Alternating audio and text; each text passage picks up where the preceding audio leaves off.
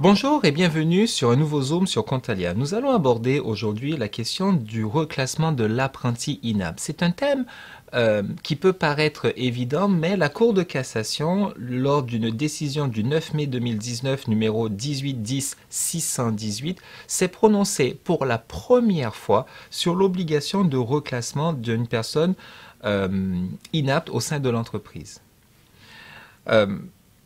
Avant d'aborder les faits de cet arrêt, rappelons malgré tout cette notion d'inaptitude.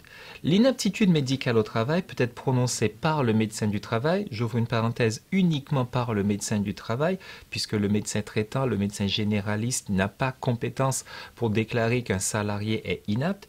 Donc le médecin du travail peut déclarer, peut prononcer une inaptitude dès lors qu'il constate que l'état de santé du salarié, santé physique ou santé mentale, est devenu incompatible avec le poste qu'il occupe et qu'aucune mesure d'aménagement, d'adaptation ou de transformation du poste de travail occupé n'est possible.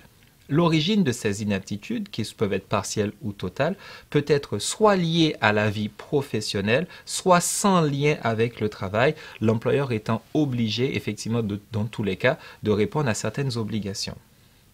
Il faut bien distinguer cette notion d'inaptitude. L'inaptitude médicale, ce n'est pas un avis concernant les compétences professionnelles du salarié. Ce ne serait pas le rôle du médecin du travail que de se prononcer sur les compétences professionnelles du salarié. Ce n'est pas non plus un arrêt de travail. Certaines personnes qui ont des niveaux d'inaptitude ne sont pas en arrêt de travail. Et ce n'est pas enfin une invalidité parce que tous ceux qui ont un niveau d'inaptitude ne sont pas forcément en invalidité et un nombreux salariés reconnus inaptes continuent de travailler parce que cette inaptitude n'est que partielle et que la poursuite de l'activité professionnelle est tout à fait possible. Lorsque le médecin du travail déclare une inaptitude, l'employeur a certaines obligations, notamment celle de rechercher le reclassement du salarié. Cette recherche de reclassement doit se faire obligatoirement en relation avec le CSE lorsque celui-ci existe dans l'entreprise. L'employeur pourra cependant procéder au licenciement du salarié s'il se trouve dans une situation où il y a une impossibilité de reclasser ou alors que le poste qui a été proposé au salarié, poste de reclassement proposé au salarié, a été refusé par ce dernier. Un deuxième cas de figure permettrait le licenciement. L'employeur pourra licencier le salarié pour inaptitude si le médecin mentionne expressément que tout maintien dans l'emploi serait gravement préjudiciable à la santé du salarié ou encore que le salarié soit inapte à tout poste dans l'entreprise. Vous avez là, extrêmement rapidement, un panorama de l'inaptitude au travail, la définition et les obligations de l'employeur. Revenons malgré tout à l'arrêt du 9 mai 2019 de la Cour de cassation et l'inaptitude de cet apprenti. Les faits à l'origine de cette affaire sont relativement simples. Un apprenti a conclu un contrat pour une durée de 12 mois. Il est placé en arrêt de travail assez vite et ensuite déclaré inapte à son poste par le médecin du travail. L'employeur cesse alors le paiement du salaire et saisit le conseil de prud'homme d'une demande de résiliation de son contrat. De son côté, l'apprenti a formé une demande reconventionnelle en paiement de l'ensemble des salaires qui auraient dû lui être versés jusqu'au terme de son contrat et il demande également des dommages-intérêts pour le préjudice subi. Il fait valoir, l'apprenti, que les dispositions du Code du travail relatives à la recherche de reclassement et la reprise du versement de salaire s'imposent à l'employeur au-delà d'un délai de 1 mois suivant la constatation de l'inaptitude et que ces règles-là devaient donc s'appliquer à sa situation. Les juges du fond et la Cour de cassation validant cette position des juges du fond ne sont pas de cet avis et n'ont pas suivi les demandes du salarié apprenti. En effet, les juges ont considéré que l'employeur n'est ni obligé de reclasser le salarié inapte, ni obligé de reprendre le versement du salaire. Arrêtons-nous quelques instants sur la première partie de la décision. L'employeur n'est pas obligé de reclasser le salarié inapte, d'accord ? L'apprenti inapte, précisons bien. En effet, la Cour considère que la finalité de l'apprentissage, en fait, s'oppose à cette question de reclassement. En effet, pourquoi? L'obligation de reclassement concerne les contrats de travail de droit commun et vise à préserver l'emploi du salarié déclaré inapte.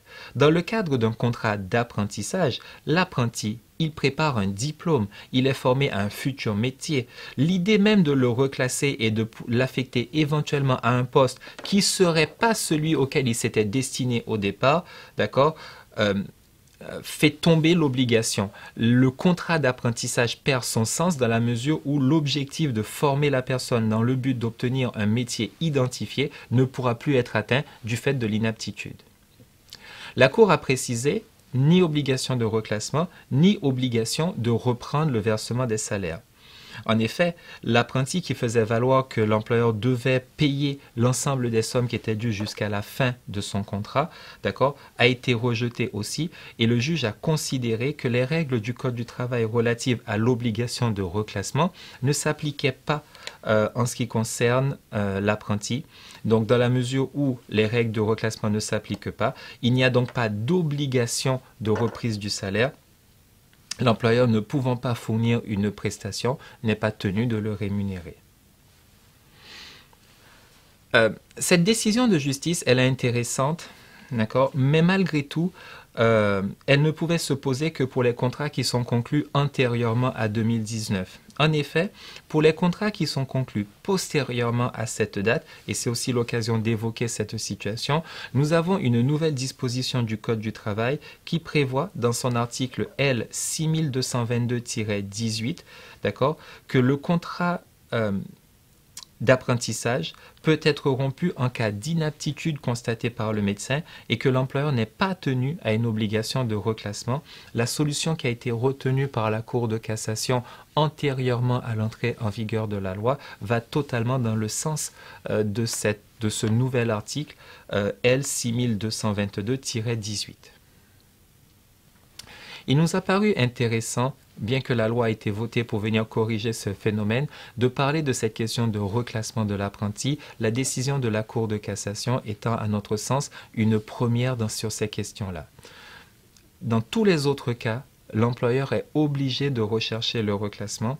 Il doit rechercher le reclassement en relation et en étroite collaboration avec ses représentants du personnel et c'est seulement dans l'impossibilité de reclasser le salarié ou face au refus de celui-ci que le licenciement sera envisageable. Il y a d'autres cas d'exception que nous avons cités précédemment, mais focalisons-nous sur le principe.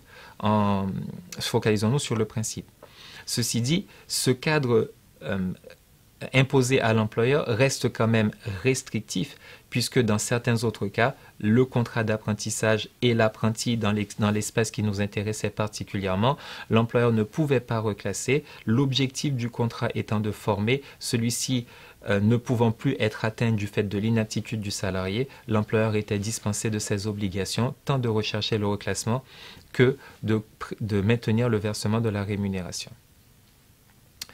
Voilà les quelques points que nous souhaitions aborder suite à cet arrêt du 9 mai 2019. Je vous remercie pour votre attention et je vous dis à très bientôt pour un nouveau Zoom sur Comptania.